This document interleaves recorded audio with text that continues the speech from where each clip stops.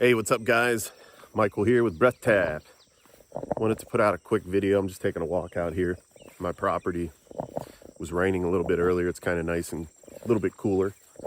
Anyway, wanted to talk about the importance of daily rituals.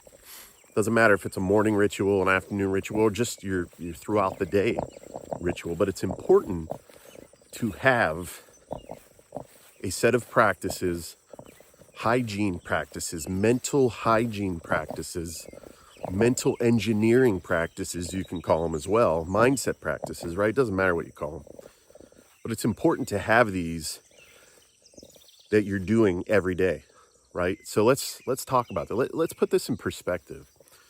We all take showers, or maybe most of us, maybe every day, every other day, maybe multiple times a day, right? So we do that for our physical hygiene, right? We eat food, try to eat clean, probably, right? We drink water to stay hydrated. We brush our teeth for dental hygiene.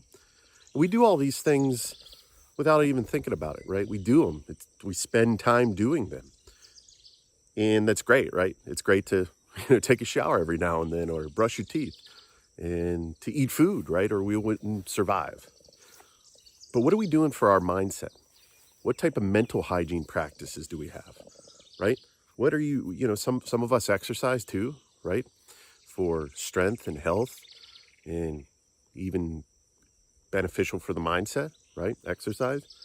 So we take the time to do all these other things, or even taking courses, educating ourselves, reading books to better ourselves, self-improvement, personal development. But how many days are we actually getting up and spending an hour, 2 hours, a half hour, whatever it might be, on actual mental hygiene practices, right? So to put it in perspective, it's like you spend this time doing these other things.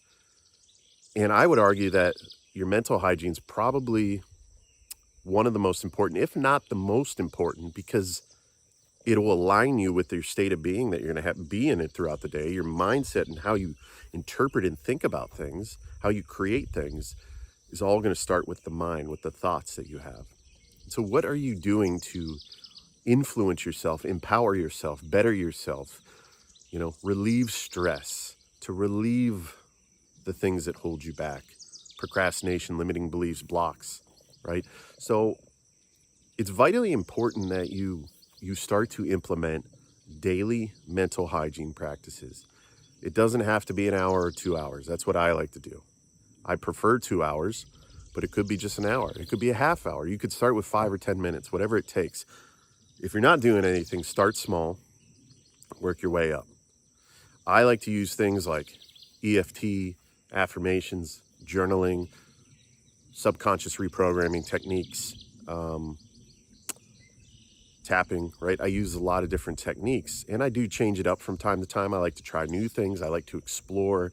I like to educate myself on other techniques used by, the great self-improvement coaches out there, Tony Robbins, David Bayer, the teachings of Abraham Hicks, right? I like to use Neville Goddard, Earl Nightingale, all of the greats, right? I'm always trying to uncover more knowledge that I could utilize that resonates with me. And not every technique or practice is going to resonate with everyone. So you got to find what really resonates with you, but you got to get past the uncomfortability of implementing a daily routine. And you can't say you don't have time for it. You just can't, because if you need to create more time, you create more time, right? Time is an illusion anyway. And you could talk yourself out of it and say, well, I work a full-time job and I have kids and I do that. You know what? Me too. I work a full-time job. I have twin toddlers. I have 2 YouTube channels that I create content and videos for daily, or not daily, more like weekly. I work with clients in coaching. I have a coaching business. I also have another consulting business that it's more of a side hustle type thing, but I still, I have all this stuff on my plate. I still find the time to create, to work on my mindset, right? If I have time to take a shower, if I have time to watch a movie, if I have time to watch a video on YouTube, if you have time to go on social media and scroll around, then you can make time to create more greatness in your life, to implement daily practices, right? And it can be tough to implement them if you're used to kind of the dopamine addiction of, movies and social media and video games and porn and all this other stuff, if you have time to do any of that, you can completely change your life by implementing daily routines, daily mindset practices, forcing yourself through that uncomfortable feeling of sitting yourself down and actually making yourself do them. That's the biggest challenge I see with everyone I work with. Most people have a hard time getting themselves to actually sit down and do the practices, do the meditation, do the visualization, do the journaling, because they're not seeing an instant gratification from it. It takes time and it takes work. It's not hard work. It's not hard techniques, but just getting yourself to sit down and do them and start to rewire your brain and then create a habit out of it, right? It's like anything else. You want to create a habit, you gotta put in the work to do it.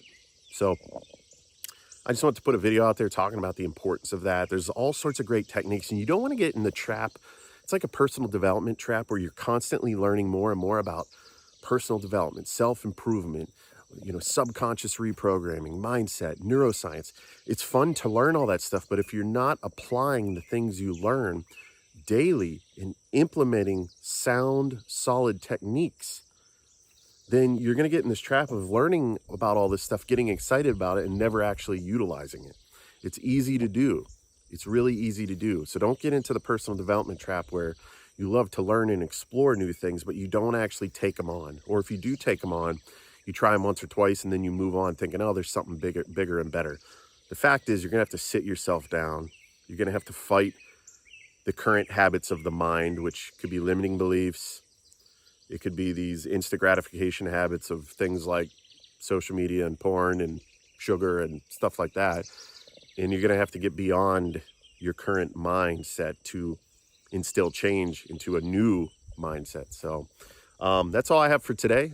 I hope this makes sense. If you are battling with just getting yourself to sit down and do a routine, then, let me know. We always like to create new tapping videos and new techniques to help get beyond yourself, get beyond your current mindset, break free from that which holds you back, right? That's part of it. That's part of becoming the greater version of yourself. The very mind you're trying to change is the same mind that's holding you back. So just keep that in mind, right? Are you in control, or is your old habitual mindset in control? Create a new mindset and create a greater version of yourself. So, all right, guys, we'll see you later. Have a good one.